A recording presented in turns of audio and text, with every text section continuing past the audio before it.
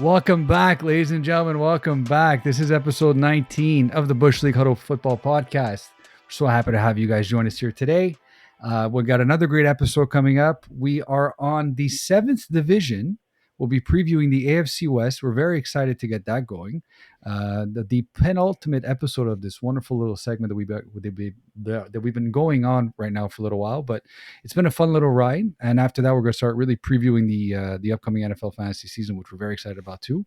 But before we get into that, week one of NFL preseason is in the books.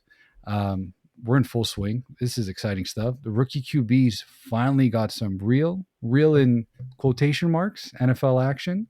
But we saw some NFL quarterbacks look really good, especially the rookies.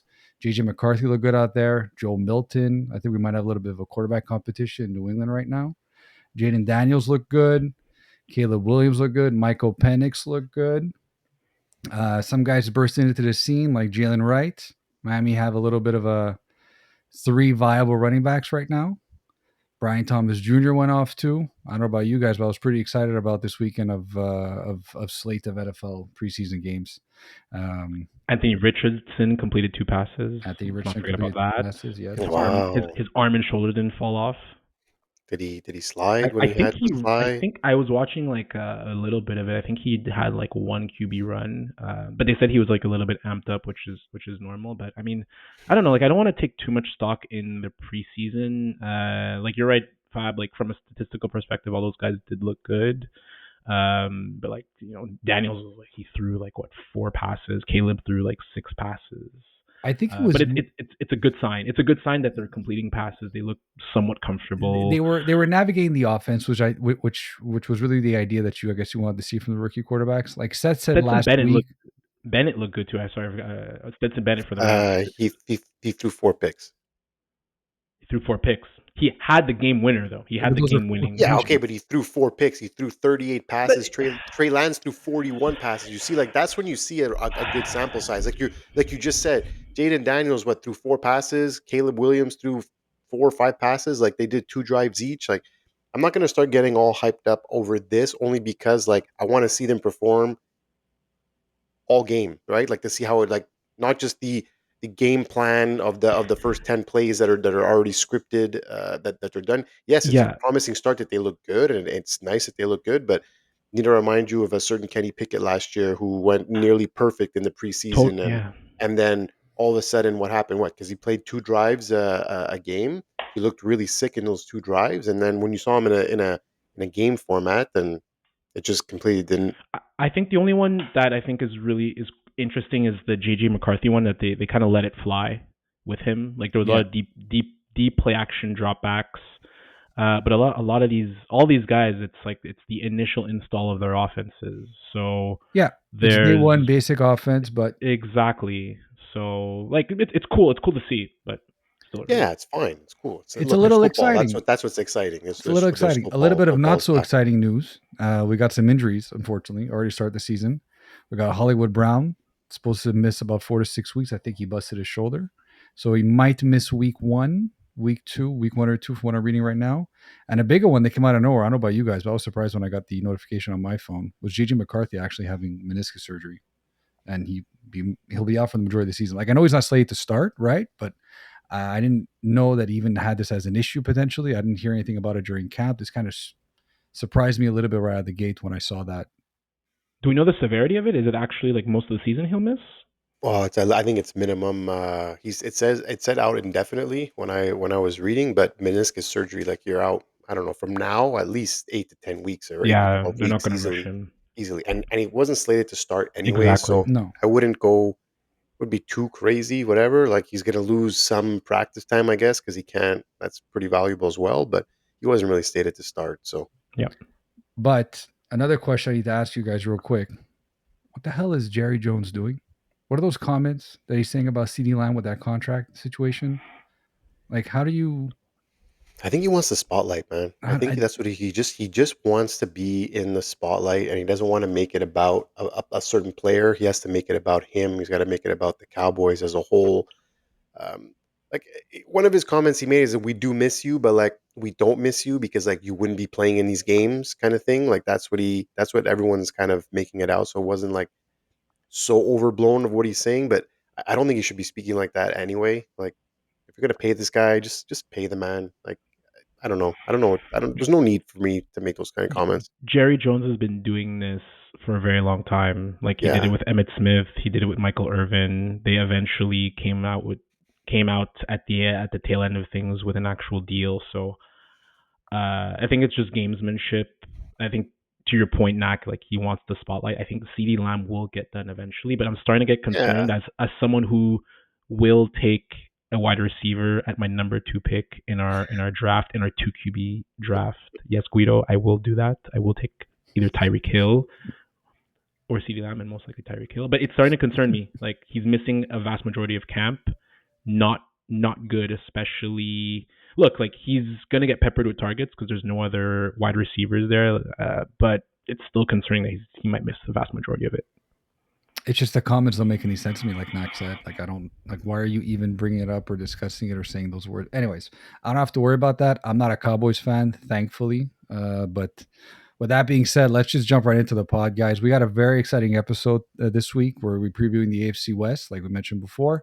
We're going to start right off with our resident super fan for the Las Vegas Raiders. The Raiders. I think we make a mistake on every single one. But it's always going to be the Oakland Raiders for me. There's always gonna be the San Oakland Raiders for me. Diego or everything else. I know we always make a mistake. We got Nick Tsaragalopoulos.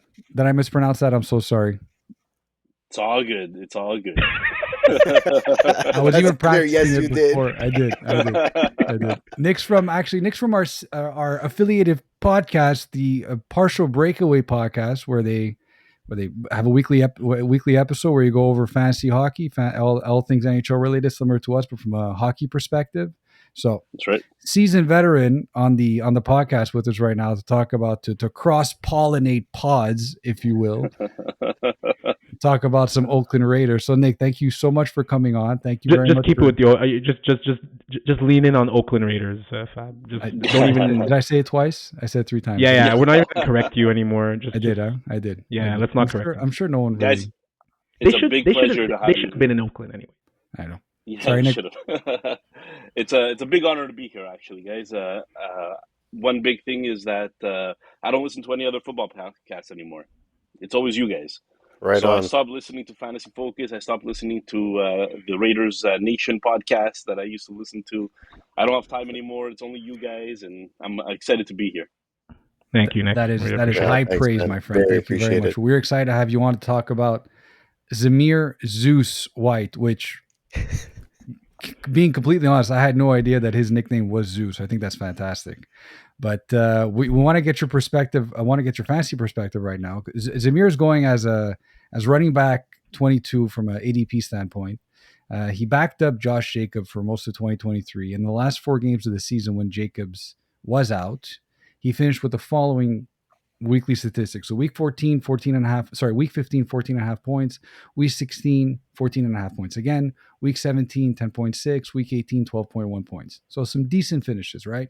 2 of those 4 weeks, he rushed for over 100 yards, averaging about 4.7 yards per carry. Now that Josh Jacobs is a Packer, Zamir basically slides into the RB1 role in Oakland. Sorry, in Las Vegas. Wow, we're off the rails, guys. Sorry. He's currently being drafted, like I mentioned, as RB22 in a full PPR.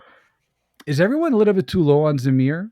Are you buying or selling his current ADP? Do you think there's a bit of upside over there? And because he's going as a real low end RB2 in that spot. Well, guys, it always comes down to question marks. If you haven't had a large enough sample size, it's very hard to put your trust in putting somebody higher up. Now, one thing I could tell you is that this guy is trying to be a bell cow. He was drafted with this succession in mind by the previous regime. So we're talking about since 2019 that Jacobs was there, Zamir Zeus White is really always meant to be the guy that takes over from there. And that's part of the reason why they never gave Jacobs the 5th-year option as well. They thought Zamir would be ready by then. Now, his nickname Zeus, by the way, given to him from his days in Georgia, I sent a picture to Raj, and it was basically him in the gym working out. This guy is chiseled. He is like a Greek god, straight out of marble. They chiseled him, and there's a good reason his name is. I know this. 6 foot, 220 pounds or so. The guy is a power runner, and personally, I think that I'm not scared of the people behind him. Madison is not somebody that is going to steal carries away from him. Amir Abdullah is more of a third down pass catching specialist. Dylan Laube is the other running back on the team, and there's a lot of hope that he turns into kind of like a Danny Woodhead light, but I still think it's far away from that right now. So Zamir is going to get his touches, and he's going to get his carries. You're coming into a Getsy offense here where, look, Getsy didn't do very well in Bears. I'm not going to sugarcoat that whatsoever. At the end of the day, though, one thing that he didn't have at the Bears was a good O-line. And here, I think we have a little bit of an underrated O-line. We have a great O-line coach in James Craig coming over from the 49ers to take over the O-line here. Luke Getsy plays a wide zone scheme. It's perfect for what White used to do in the past. So it's really tailored for him to be the bell cow. It's tailored for him to have success. They're going to use a lot of 12 personnel. I mean, we have two amazing tight ends that were recently drafted that will be blocking a lot as well. So I just feel that the stage is set for Zamir to be a number one running back. If you would have taken those points that you mentioned, Fab, and just spread them over an entire year, like per point pace, he would have finished top 10 in the league. So I'm not saying he's top 10, but I would probably put him closer to the RB18, RB17 range as opposed to RB22. So I'm not that far from the actual ADP that's being drafted here. Nacc, what do you have to say? Yeah, look, he definitely has the talent, but to maybe potentially reach those top 20 numbers. I think he does finish the year as like a low end RB2, high end RB3 style running back. But I'm drafting everyone ahead of him without hesitation. There's only one guy who I might have considered not drafting before, which is David Montgomery. But now with the Gibbs injury news, he might shoot up a little bit higher. So I think they're also going to be behind a lot in games, right? So that's going to take away a bit of the running, a bit of points. They don't have that great of a team. I think they really miscalculated. The team is good all around. They're missing a quarterback, right? Like I think they did a disservice. I think I've said this once or twice on the pod already. They did a disservice to the team without addressing that quarterback situation, because it's just, I don't know if Aiden O'Connell is the guy. He had a lot of praise coming out of college, and then obviously Minshew is definitely not the guy. He's really that fill in for right now, but. Does he have the potential? Top 20 seems reasonable. So I guess where he's going is reasonable. I just think he might struggle with some points at points in the season, at times, in the season, because they'll be behind. In his ADP, there's some guys who are more PPR laden than him, and I agree with the kind of straight line talent with the speed. I looked at his Georgia stats. He was at like 5.4 yards per carry, and if you could do that with 160 carries, 800, 900 yards in the SEC, you're a good back. Like, Georgia recruits good backs, right? So I think from a talent perspective, straight line speed, I think he'll be fine. The PPR aspect would knock him down quite a bit for me personally. He's going, Nacc, I agree with you. I'd probably draft everyone that's ahead of him before, like the Camaras. I really like Kenneth Walker. We talked about Aaron Jones a few weeks ago. Even DeAndre Swift might have more of a PPR laden focus, as a runner. But even after him, Ramondre, I like. Jalen Warren, I like too, again, more from a PPR perspective. So it's it's hard to project because we only have those 2 games he had against, I believe, Denver and Kansas City. He had a combined almost 250, 300 yards. Yeah. So it's hard to kind of project that. But the volume will be there. He has Alexander Madison, I believe, right behind him, right, Nick? They signed That's right. Madison, and he's like right now at this point he's a journeyman. So He's just annoying, if anything. Exactly. And I just want to I want to just reference the point where even though the talent is there, the volume is there, I think we have a tendency to be too quick with, hey, this guy, like, he's the only guy there, so naturally there's a good chance he's like, you know, RB2, potentially RB1. I talked a little about that with Rashad White. I think people drafting should just be worried about the Zamir White, like 22, RB22. I think that's high. If you could get him at a value though, I think that could be really interesting. But personally, RB22 would be too rich for me. So I actually got to take the other side of this. I actually think RB2 is great value for Zamir White. I mean, we spoke about, perfect example, Rod, you touched on it. We spoke about Rashad White last week.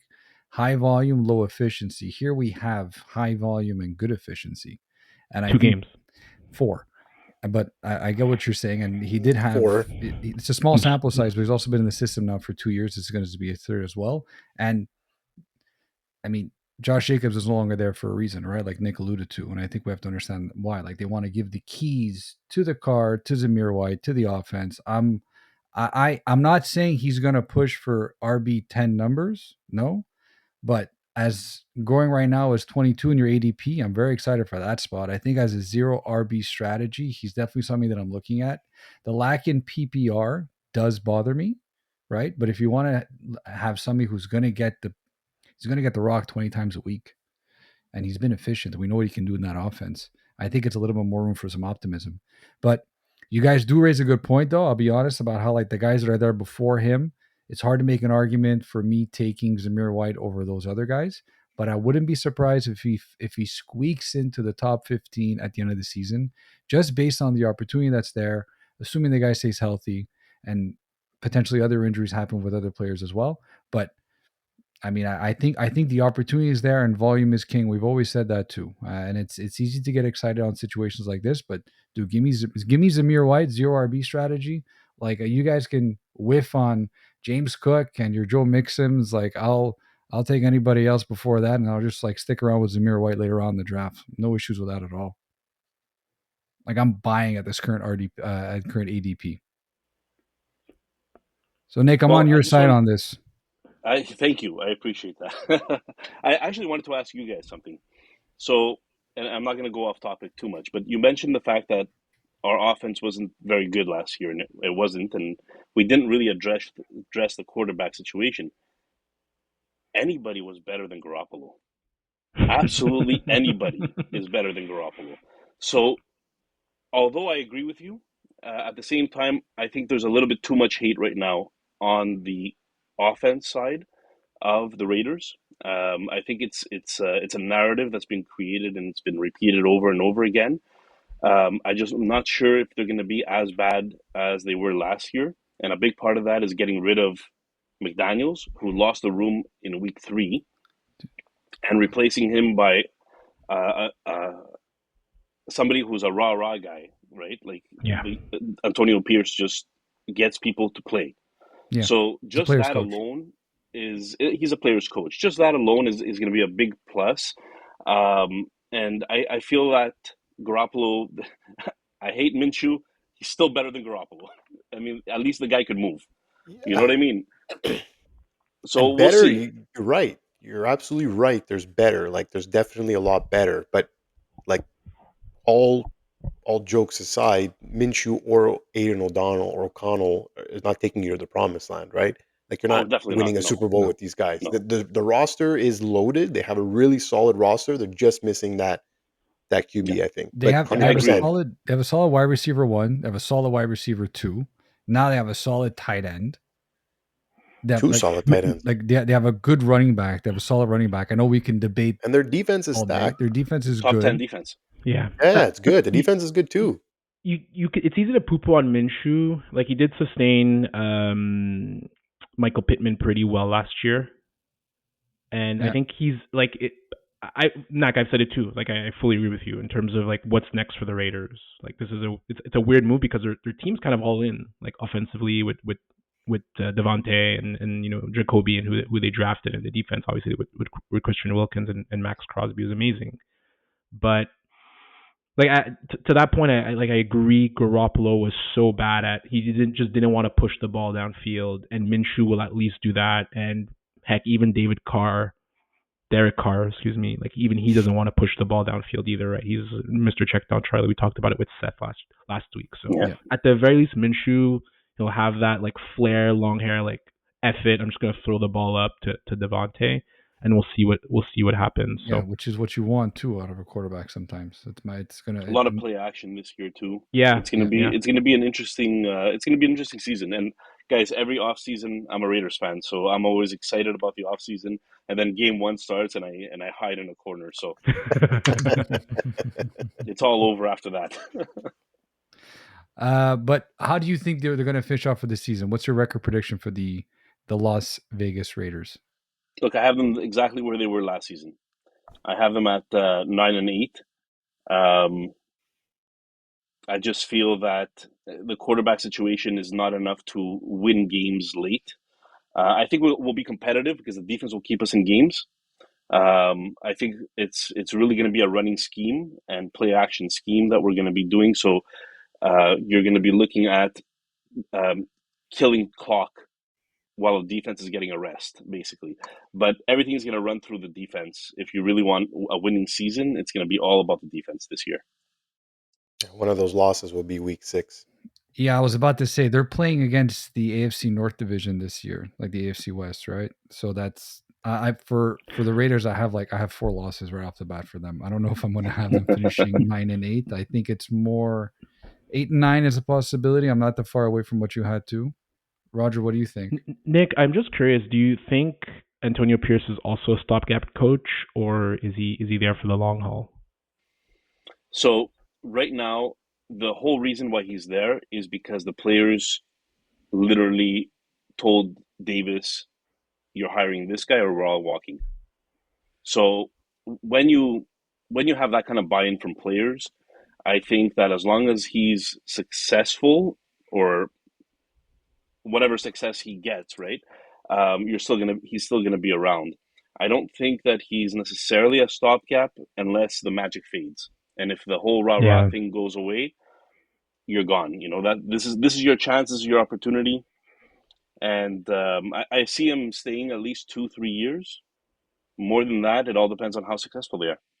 Nacc, he reminds me of Mike Tomlin a bit, with like young coach, defensive minded, players coach, Yeah. And I mean he did play too, so that helps, right? Like it helps. He's I heard a lot of people high on Patriots coach, what's his name? Gerard Mayo.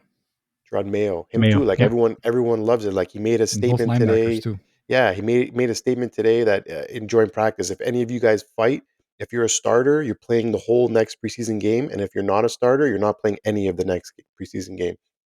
So it's like these guys are really setting the tone, and I like it, man. And players buy in for that. Yeah, they do.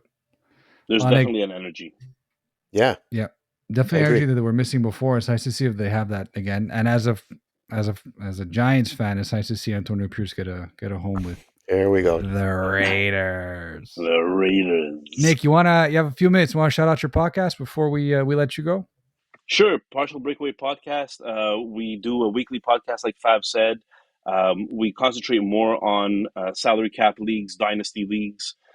We also touch on all other types of leagues, so we're not only that. But I find there was a lack of salary cap leagues content out there, so we really wanted to focus on that because people were just like you guys, 2 QB leagues, right?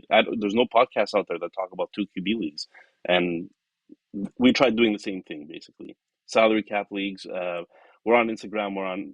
You follow us on X or Twitter, whatever you want to call it today. We're on YouTube, so we do everything on camera now. We just started that recently, and it brings a whole other level and a lot of editing. So yeah, for sure.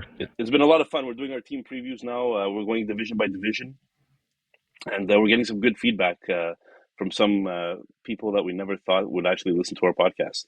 So Awesome, man. Yeah, That's you guys are awesome. doing a good job. Keep it up, man. 100%. thank you Yeah, guys. for all your Appreciate it. fantasy hockey news, listen to Partial Breakaway Pod. Nick, thank you very much. Have a Thanks, wonderful rest of the night. Thanks, All Nick. right. Thank Good you. seeing You too. Take care. Yeah, before we move on, Fab, 24 minutes it took you to mention the Giants when you said you weren't going to mention the Giants in this pod. Right? 24 minutes. Right? 24 I'm getting minutes. better, Yeah, though. you I'm did. getting You better. did better than I thought you would. I'm getting but come better. on. I'm getting Come better. on. And I was going to mention it 2 minutes prior when we first brought up Antonio Pierce, when I said, yeah, when he captained the Giants to the Super Bowl win. Moving There on. we go. Thank you very much, Nick. It was a great little segment about the Oakland Raiders, Las Vegas. But shout out to Partial Breakaway Pod. Always nice to have some cross pod nolation. We're going to jump right into the next team in the AFC West right now. We're going to talk about the reigning Super Bowl back-to-back champs, the Kansas City Chiefs. And for that, we have a Bush League alumni happy to join the pod, Mr. Lucas Vavugis. Lucas, come on down. Luke. Hey, oh, what's going on? What's going How's it on, going, Luke? guys? What's How's it going on? I say thank you for taking the Finally. time, but I don't really mean it. Finally, Lucas has come to the podcast. Lucas is actually a podcast veteran himself when He is. creating the Lucas V Show way back when in the early 2010s, I believe. Yeah, it was like 2013. I was like messaging Joe Rogan, hey man, want to come on my podcast? Thinking that it was cool, but obviously he never Did he leave came. you on read? Give us a throwback to what's grinding your gears these days. What's grinding my gears these days? The Laval Neighborhood Watch Facebook group. That's You're still on that group, dude. it's so much material. Everyone is upset about everything. You name it, they hate it. That's it. That's it. Wow. Wow. Sub pump's not working. People throwing garbage in the middle of the street. We're off the rails already. We're off the rails. We got Macho Man Randy Savage over Lucas's love right it. shoulder. We're going to get right into this right now, if you don't mind. Luke, the resident Kansas City Chiefs fan. We're going to talk a little bit about Travis Kelce, my friend. As you could tell. Really. As you could tell. But jokes aside, though, Luke, thank you very much for jumping on the pod. I know it was a last minute thing, so we do appreciate you coming here and filling in. But at the same time, we gotta get down to business. So Travis Kelce, currently tight end 1 ADP, and we all know how prolific he is. Most likely first ballot Hall of Fame tight end. I think we can all agree. Mahomes' go-to guy, PPR machine, TD machine. He seems to never age or get injured, apart from last year a little bit. For all the Taylor Swifties out there, like, yes, it's we appreciate Travis Kelce too. This year, the tight end position, it's probably the deepest it's ever been. I mean, are you buying Kelce as number 1 overall tight end, considering that, like, keep in mind now, Rashee Rice is suspended. We don't know for how long yet, but we're expecting it's going to be for. He's not suspended. As of right now, there is no suspension. But And then they're saying he's starting the year. Yeah, he might not get suspended this year. Oh, really? Yeah. Yep. Because I think the NFL wants to let the criminal case go through, and so it might be. I was it might reading move, up on go it all the way this to next morning, year. and Andy Reid doesn't know when, but he's acting as if he will be suspended. He might be suspended at some point, but the reports are saying that he's most likely playing week 1. Okay, fine, but there's a presumption that he will miss games. We can assume. Xavier Worthy is still pretty much unknown, and Hollywood Brown is banged up, right? So he might miss some time. So, I mean, I think tight end 1 might actually make sense for Travis Kelce. But Luke, what do you think? What are your thoughts on that? Is that too high? Okay, so you're asking someone that drafted Kelce number 1 last year, and also in a 2 QB league started 2 tight ends on a weekly basis. So, okay, So you're saying we got the right guy? I just want to have some context here. I just love Kelce or Kelch or whatever his name is. It doesn't matter. I love him. Okay, yes. In our 2 QB league, okay, if we're talking fantasy, and now I'm going to give my strategy because I'm drafting 9, but I would draft him maybe second round on the turnaround. But he's efficient on a great team, and I think he got like a minimum of 8 targets a week last year. And I mean, yeah, he had only 5 touchdowns, but that's because they were double teaming the guy all the time at a certain point. And like, we need to stop this guy. We're bleeding. We're in danger. You know what I mean? So I think that I'm definitely buying him very early because there's only up there's only upside compared to what happened last year. I really think that because they were just so efficient in the years prior. I think they went 11-6 last year. Yep. Kansas City, and Mahomes only had 27 touchdowns, and only 5 of those touchdowns were to Kelce. Like it's he's a viable option going forward on a fantasy perspective, and I'm looking forward to having him on my team for the 3rd year straight. You're gonna take him in the first round again? I'm not divulging my strategy. That's crazy. Okay, I traded down, and I'm not checking first. Maybe not first because Sam Laporte is another option. Okay, but he's good too. Like he's going 21st overall, so he's going into the 2nd round, and I just feel with the tight end depth, like your boy George Kittle is going in the 55th overall right now, so 5th round. I won't draft him that high. I won't draft Kittle high like last year. But I think the point being is that, like, we talked about Kelce a little bit during some of our earlier shows, but I feel like the Chiefs right now, they're kind of just load managing and playing more towards the playoffs. And at 35 years old, if he does get banged up, I think they're more likely either to sit him. And like we've mentioned this before, he's going to be fighting with Rashee Rice targets. And I think Rashee Rice is going to at least very much start the year, right? So Rashee Rice is more of that underneath receiver. Kelce now is more of an underneath receiver. Now he was never a burner anyways, but he's going to be fighting for those underneath targets, like those slot targets. So his snaps are going down too, right? Whether it's due to injury or due to old age, his snaps just keep going down and down. So I would have to think personally Sam Laporta is the number 1 tight end, and drafting a tight end either first or even 2nd round on the turn, to me personally, is risky with all the amazing depth there is at tight end. Okay. Well, I won't draft. I don't think I'm doing Sam Laporta in 2nd round. Laporta. Labo. I love that. I love it. Sam the door. You know, he. I understand what you're saying, Raj, and I kind of agree to a certain degree, but his snap count has gone down each of the past 3 years, and he finished as tight end 1, and then last year tight end 3, and he missed the first and last game. So he finished tight end 3 while playing only 15 games last year. Now, Hollywood Brown is obviously slated to miss at least a couple weeks, maybe longer, depending on what the injury looks like. Xavier Worthy's a wide receiver, a rookie wide receiver, should I say, burner style. So you know how I feel about that. We still have that ongoing bet that we're gonna monitor throughout the season. Because Tank Dell and Deshaun Jackson were not good as I'm burners. not saying they weren't good, but he's not a Deshaun Jackson. No, yeah, he's not a Deshaun Jackson. Like, I'm not comparing him to Deshaun Jackson, and I don't think you should at the moment. Based off what? I don't know. Deshaun Jackson had the same concerns. Anyways, I don't want to go off the rails, but Deshaun Jackson had the same concerns that you guys have with Xavier Worthy. Tank Dell like 5'9", 150. There's no reason to think Deshaun Jackson played in a different NFL too, right? Like, I don't know, man. I can't. I'm not going to throw around his name. We'll let the bet do the talking. Of course. Do the talking.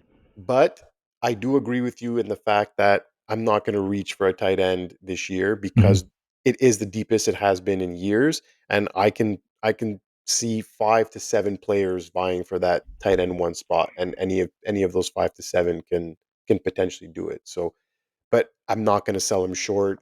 They're low on options, and Rashee Rice may or may not be suspended at some point of the year and miss time. So I'm not going to put it past him that he can't finish as that tight end 1. Just to rebuttal on that quickly, Nacc, I think to kind of piggyback on that point, like Kelce would have to go back to his 2020 and 2022 stats for me to feel like the round 1 or round 2 value is worth it.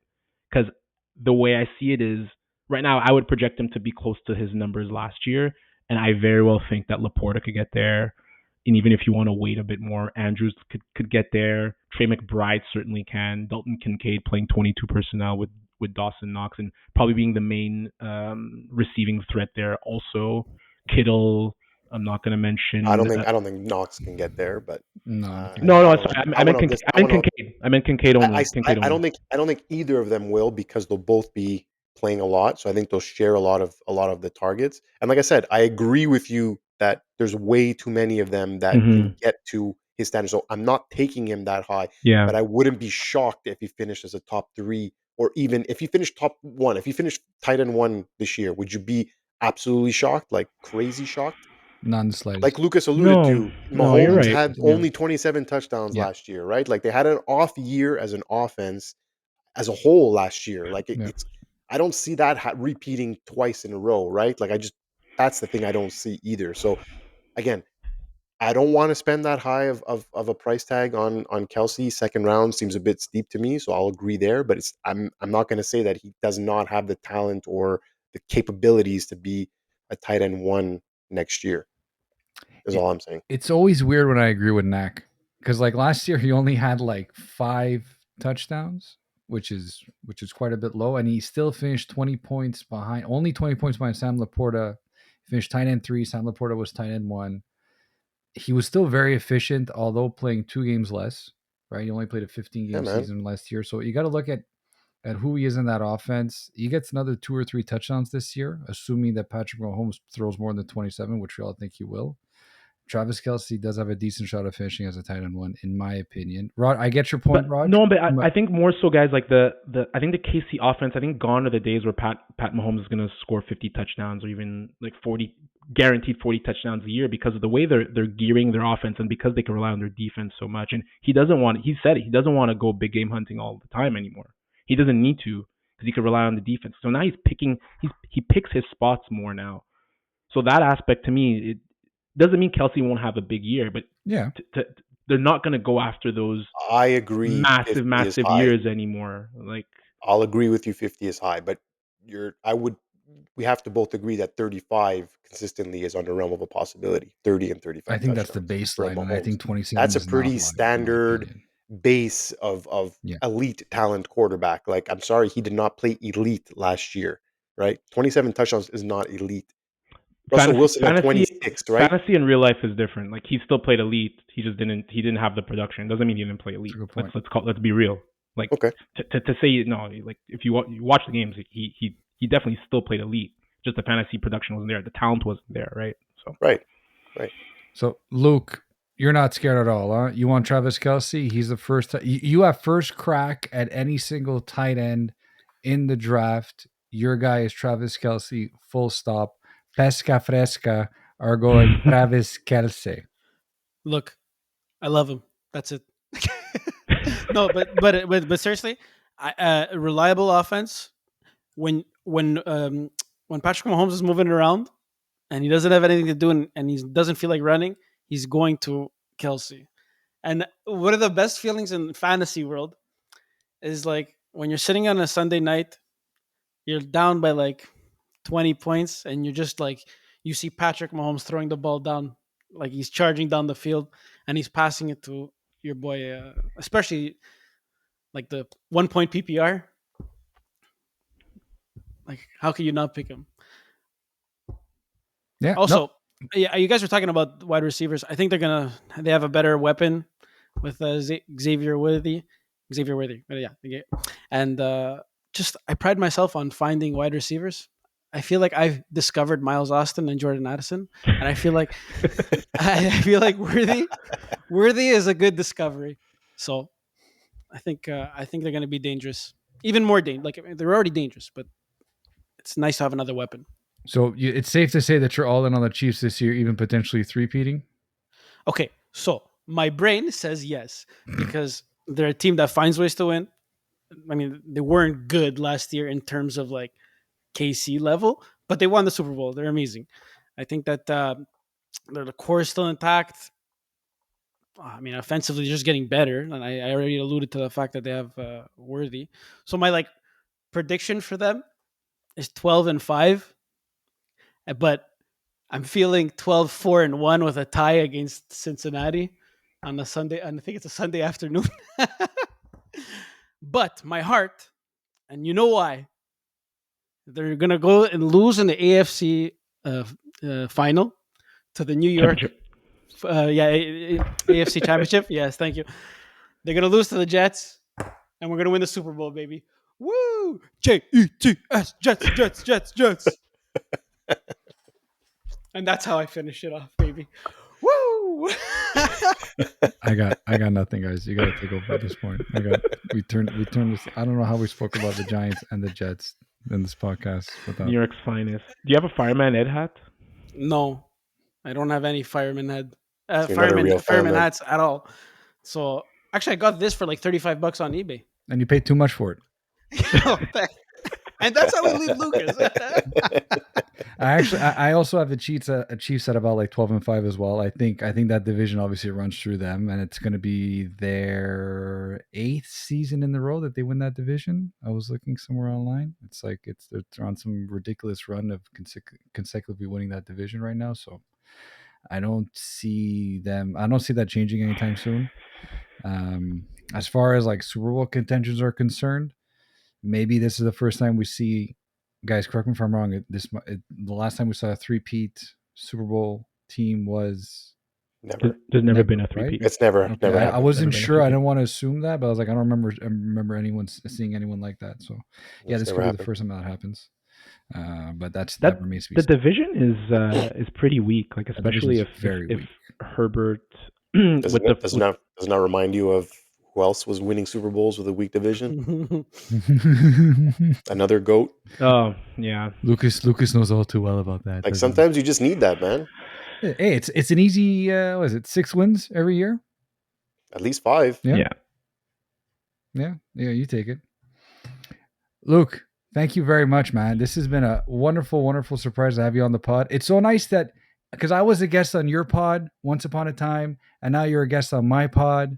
So it's a full circle event. So thank you very much for It's a circle. it's a circle. It looks It's like a a circle. Mexican. Thank you so much, Guys, Lucas. thank you so much for having me. I love you all. Nacc, I love you. Okay. It's okay. I love you. God, I was worried what was coming. I know.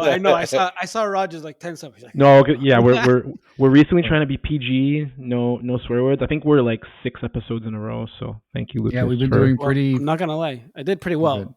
I haven't said one swear word in like 45 minutes. Okay, let's cut him right now. Let's go. Oh, guys, I love you. Thanks, Mark. Thanks, Sanchez. Luke. Ciao. Thank you, Luke. That was great. That was really nice. That was really good. Yeah. So he had some very good points, and I think Kelce tied in one. Like Roger, you're spot on with all your stuff, but it's so hard to count him out. And at the end of the year, like Nacc said, if he's there at the top of the tight end pyramid, like, are you surprised? No. You know what I mean? So it's just Yeah. it's a tough spot, and I think Mahomes is always going to go towards his guy. And like if you expect that Mahomes having a 27 touchdown season is going to be the norm, I think I'm not, when I say you, I don't mean you specifically. I think people are sorely mistaken. I think there is going to be some higher TD seasons to be had going forward. But I agree with Raj in the sense that like he is older, so like Yeah. an injury will linger more. You know, that's why I'm not going to invest the fantasy stock on him. No. Like, there's no way second round I'm picking Kelce. There's no chance. But Guys, there's it's- no way it's like- second round I'm picking a tight end though. Like if we're talking about fantasy Right. strategy, Any tight end. like it's just too deep right now to invest Yeah. that high in a tight end, especially in a 2 quarterback league. It's Exactly. I'm probably going to be looking at a quarterback or a running back. You know what I mean? Like I won't be looking at a tight end because, you know, there's Evan Ingram that's going to be going like 6 rounds later. That's going to get you 123 catches or something like that. So I think it's like everything. Whenever you're drafting, you got to look at the entirety of the draft board and see what's available. But you know, if you do end up with Travis Kelce, you probably have a serious chance of having the top tight end at the end of the season. But with that being said, we're going to move on to the Denver Broncos.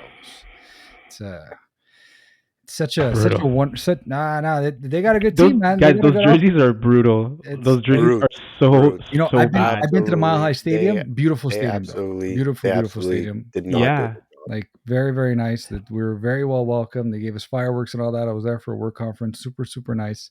But now we're going to talk about something maybe not so nice. Their running back room. So we got Javonte Williams going at ADP 32 and our running back for PPR, and Jaleel McLaughlin. McLaughlin. So Jaleel. So last year, McLaughlin provided his ADP is 51 right now from an RB standpoint and a PPR. So last year, McLaughlin provided to be much more efficient than Williams with 5.4 yards per carry versus 3.4 respectively. Despite that, though, it was Javonte's backfield, right? And for the season, even after he ramped up his workload following his ACL tear back in 2022. So, Raj, my question to you is like, really, which RB are you buying at their current ADP? Like, we know that, like this isn't maybe the most appealing of running back rooms, but there might be some value to be had depending on what spot these guys are going at. And also, you have to sort of expect, like, can Williams come back to that lead back role that he was prior to his big injury, or is this the year that McLaughlin really takes over in the Sean Payton offense? Yeah, so the ACL was in 2022, right? Yeah. Yeah, so typically you need kind of like that 1 year off, and then you do come back strong after an ACL. I would just personally avoid this backfield in general because it's not just Javonte, it's not just Jaleel. There's also Samaje Perine, who is a master in playing third downs from a pass protection standpoint. And there's also Audric Estime, who I think scored like 18 touchdowns for Notre Dame last year. Big back, who I think they like as well. So I wouldn't be surprised if one of them does get cut. But I would avoid the backfield in general because even if you look at Javonte's ADP at 32, there's Devin Motor Singletary, my boy, that I like afterwards at 34. There's Tajay Spears, who I think if you're gonna go for a platoon backfield, Spears and Paul I think could be really interesting.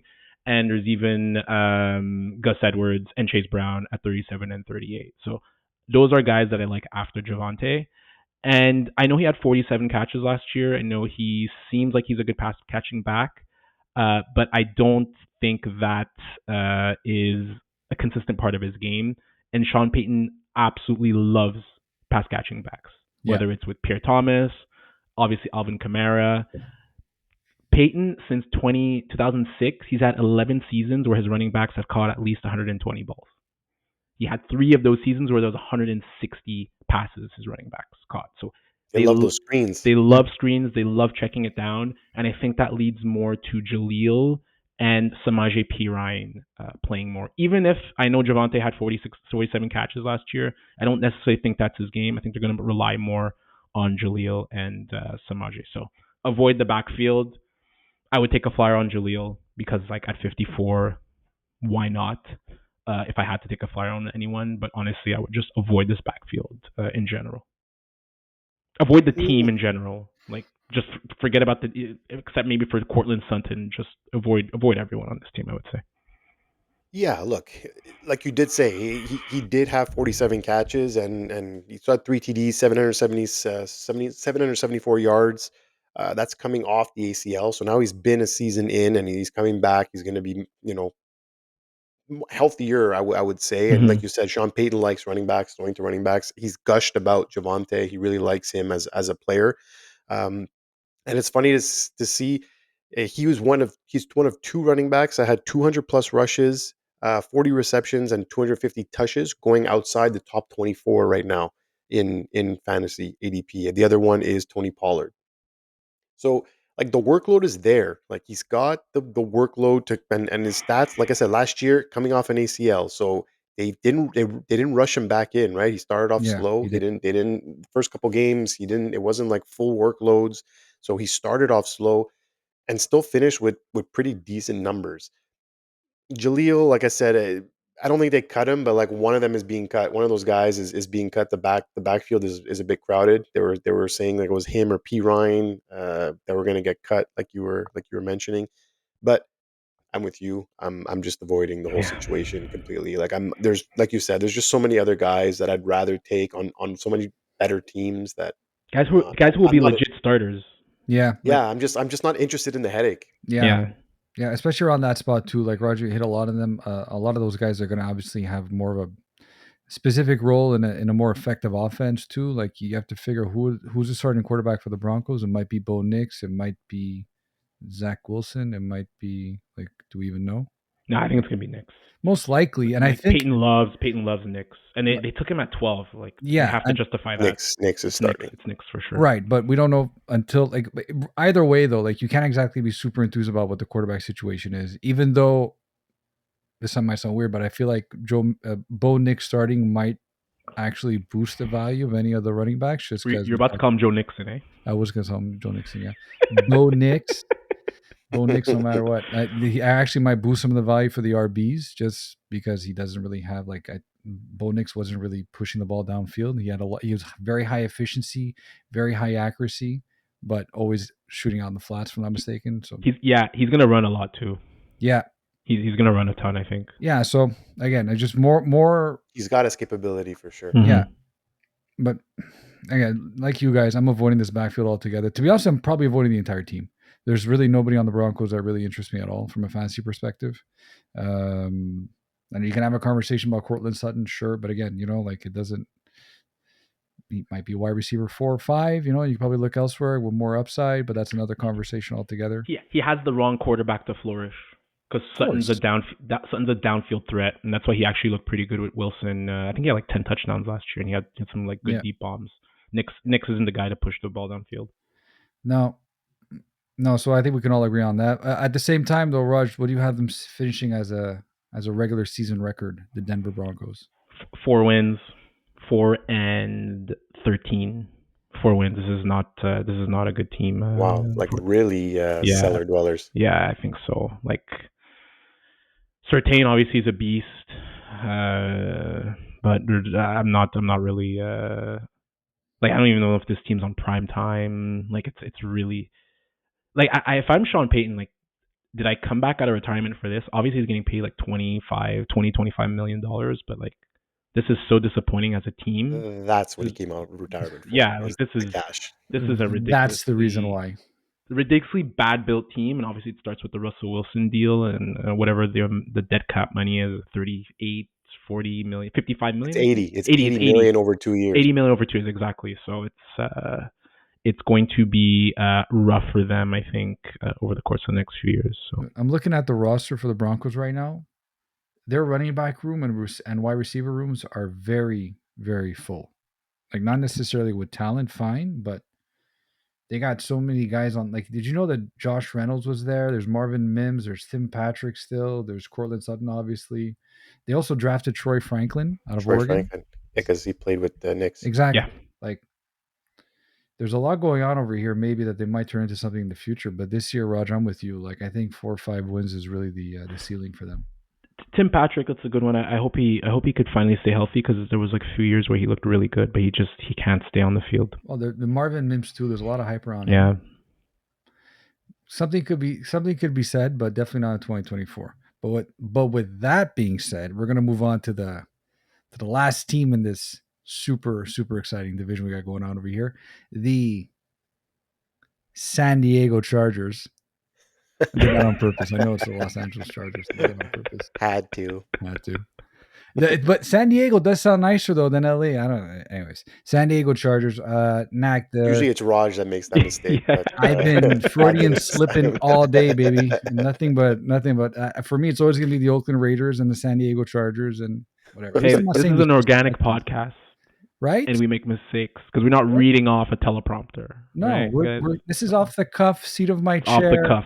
Exactly. Let's go. Might fall off in a few seconds, but we're going to talk about the San Diego Chargers before that happens. Actually, no, it's funny. I put this question together. I'm like, I don't have a question on the Ravens this week. So Gus Edwards and JK Dobbins were both in the exact same backfield as they were with the Baltimore Ravens last year. Now they're in the exact same backfield, but this time for the Chargers. New head coach, obviously, new offensive coordinator. They need to be a lot more balanced. We've touched on that quite a bit this year already. And, with the departure of so many wide receiver weapons, you figure that they'll lean a lot heavier on the run game. So right off the bat, I'm talking about Gus Edwards, running back 37 from an ADP standpoint, and JK Dobbins, running back 42 from an ADP standpoint. JK seems to finally be back healthy, and Gus is coming off a 13 TD season with the Ravens.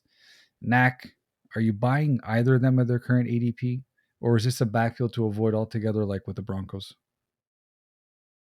I don't like both of them. I don't like either. I'll start with Gus Edwards. I know Raj is a big believer, but the guy was on the number 1 seed last year, Baltimore Ravens. They were rarely down in games, so they ran a lot.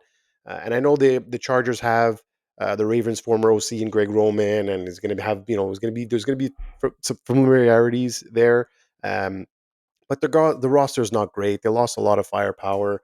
Um, they're going to be down in a lot of games as well, so there's going to be opportunities that are going to be missed. They're going to have to pass a lot. Uh, man, I just players going in that same kind of you know ADP. You have guys like Blake Corum. I'd rather take a shot at Nick Chubb, even that he's going to come in later in the year. Trey Benson too. We talked about how Connor might be a little bit banged up. Like I'd rather take shots on one Yeah. of those guys before I go after like a Gus Edwards, even at 37. So I really don't like him at that spot. I'd rather take at that spot. You're really looking. You're choosing what your Yeah. fourth running back. Like I'd rather go for a try to get a home run instead of like a floor guy. And then in regards to JK Dobbins, there's not one running back that's come back from an Achilles and finished in the top 40 as a running back in fantasy. So I definitely don't like him at all. 80% of players coming back from an Achilles injury, a running back never played again. So the Achilles affects the linebackers and running backs the most. Um, so he's also had multiple knee injuries in the past. One of them being an ACL injury. Like the guy is made of glass. Like I know he's going as what 49, 51 in that range. But again, now you're getting into your fourth and fifth running back drafted at this point. So now you're really looking to start throwing darts at a dartboard. I'd rather take a guy going in that area. I'd rather take a Marshawn Lloyd, a Jalen Wright, and even snag Elijah Mitchell, who's CMC's backup. Like I'd rather grab one of those. CMC's been banged up a bit too. Like I'd rather take a shot on one of those guys before I'm touching JK Dobbins. I will never draft JK Dobbins. Wow. Ever. Wow.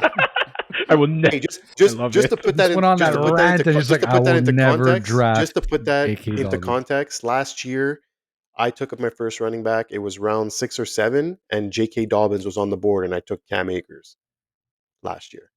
So like, I'm not a believer in this guy. He had a bunch of talent, and it's great, but there's no way I want that headache at all. Like I'm staying, and again, I'm just staying clear of this backfield altogether. Roger, what do you got to follow up on that? Because I So feel I feel violated, and I'm I not even a Chargers fan. I totally agree with Nacc in terms of like the dart throws, like because the type of runner Gus Bus is he's not like a home run threat. It's going to be a lot of short yardage. So from a value perspective, I agree. Take like the Trace Browns, take the Trey Bensons, take the Nick Chubb is a great one. Having said that, I still think he's going to have a good year because the familiarity with Greg Roman is a big deal. The offensive line gets a big boost. Joe Alt, Yeah. Rashawn Slater, Zion Johnson is a guard that they drafted in 2022 in the first round. Justin Herbert's there, and to the point, yes, they don't have much talent. Jim Harbaugh teams don't have much talent at the wide receiver, whether it's at Michigan, like Nico Collins and so I forget the wide receiver that the Steelers drafted, but like they weren't major fixtures. Roman Wilson. Thank you. They weren't major fixtures in Michigan, right? They are a running team.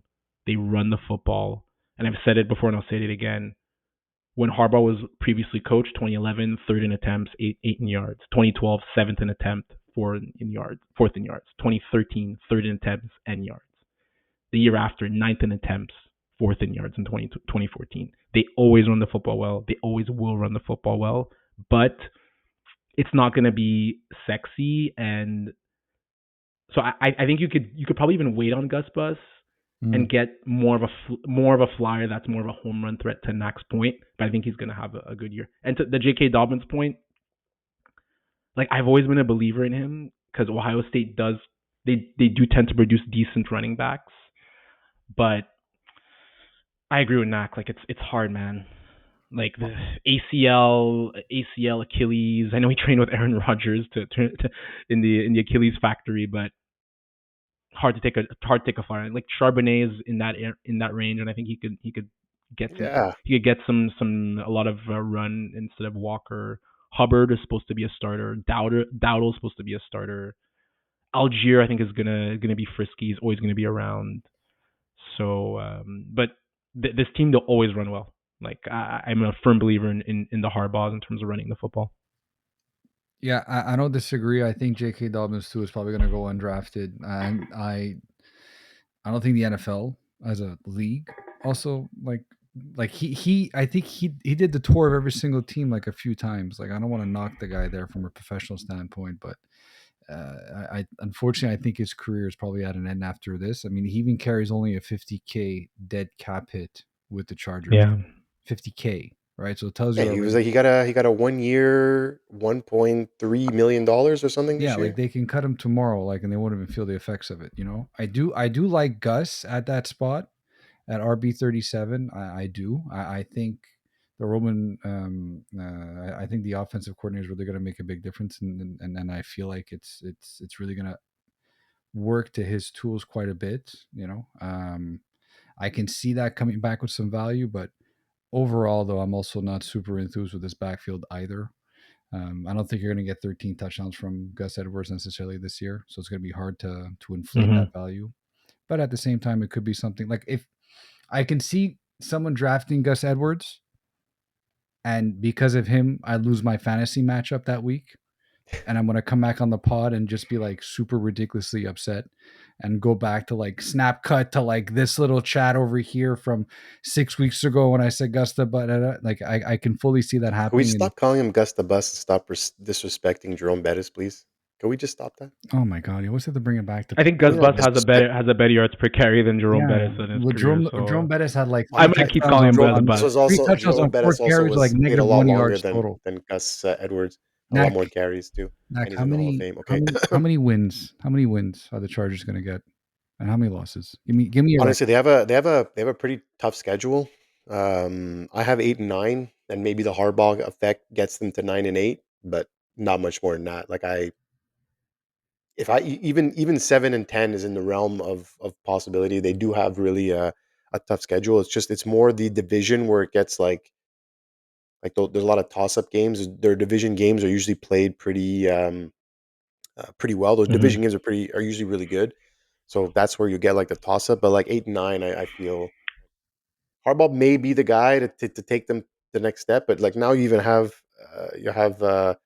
Herbert with that planter or whatever Hunter that he For has. sure. Fasciitis is not a joke, man. That is That's not going to a linger good all injury. year long. I Yeah, remember when Harris had that, Najee had that for the Steelers, and like it lingered all Pretty season. different though for And it's QB versus yeah, for sure. versus a running back. yeah, but Yeah, but a QB you're planting with that foot, right? Like it's he's gonna called have a special planter. cleat. You're Yeah, planting. he's gonna have So a special cleat on. He's gonna have so a special cleat we on with a talked. metal Yeah. plate in there. I referenced this in our group chat.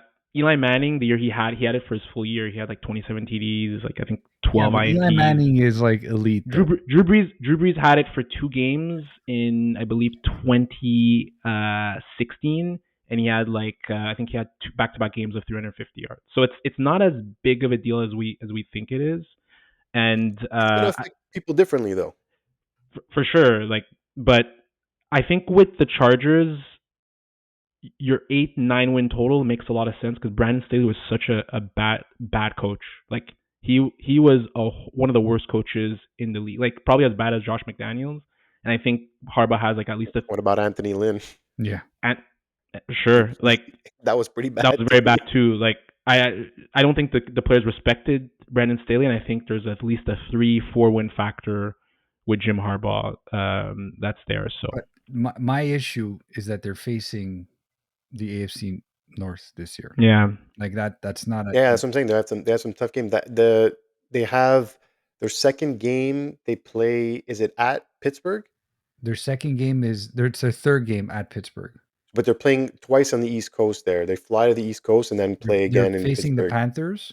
Panthers. That's On it. week So they're 2, going and to then week 3 they're Carolina. facing They're the at Steelers. Carolina and then at Steelers. Yeah, and then they go up against the Chiefs. Yeah. They have a tough They can start. Like start they off could easily 0-4. start 1-4 or 1-3. Yeah, because Like even if they that's lose what I against the was. Raiders week 1, they can start off 0-4. They come back from their bye, and then who knows? They might go on a run, but like they still have to go up against the Browns, Yeah, the they have an early Bengals, the bye too, Ravens. which is not going to help them. No, I But Harbaugh is, he's the one that's supposed to propel them. So I do see a few more wins. excuse me, with that effect. But Yeah, Their I schedule. think that defense plays better too. Yeah. Like I but think they don't have a great. It's not great. no, but there's some guy like Mac was good last year. Bosa was not good at all. Derwin James was Bosa was not. terrible. Derwin James was not good at all, and I think those guys step up with. And Samuel was injured, right? Yeah, Was Samuel injured? yeah, I believe so. I think those guys. They have Harbaugh brought Jesse Minter from Michigan, and I think he was on the Ravens staff before. So I think they'll paper, their defense looks stacked. yeah.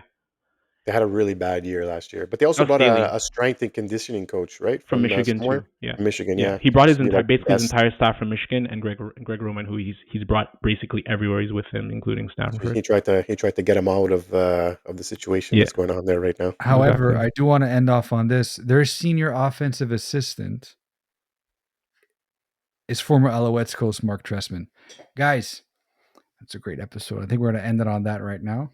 So, Lucas, I know if you're still listening, thank you very much. Nick, thank you very much. You guys were amazing on the pod. This was a wonderful, wonderful episode where we went full circle on a lot of things. We still definitely want to mention and shout out to our sister podcast over there from Partial Breakaway Pod. Guys, we got one more week left where we're really, like previewing the last division. And then after that, we're going to really jump into the super fun, exciting stuff that is fantasy football. But guys, thank you so much for listening. Thank you so much for tuning in, paying attention, watching. Please follow us on all the social medias. I'm Fabio. That's Nacc. That's Roger. Guys, have a great night and peace out. We'll see you next week. Goodbye. Bye.